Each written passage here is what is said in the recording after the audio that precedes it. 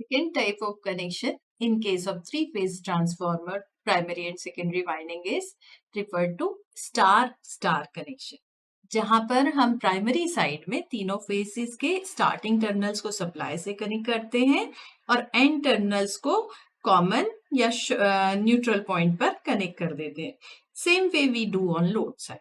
Load side पर तीन terminals starting terminals load side connect होंगे और जो एंडिंग टर्मिनल्स होंगे उनको कॉमन या न्यूट्रल पॉइंट पर कनेक्ट कर देंगे.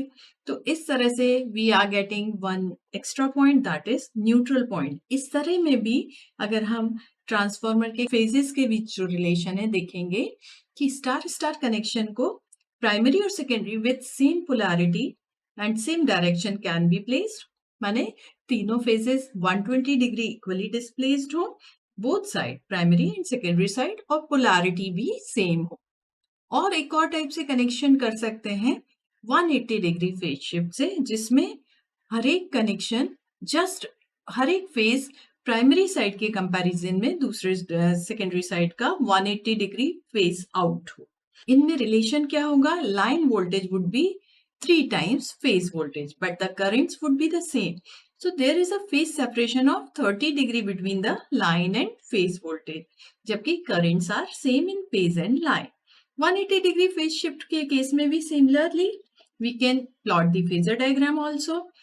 Y-Y connection में एक चीज जो प्रॉब्लम आती है सबसे ज्यादा, अनबैलेंस्ड लोड के केस में अगर न्यूट्रल कनेक्शन नहीं है तो supply side the distortion goes on और voltage becomes severely unbalanced.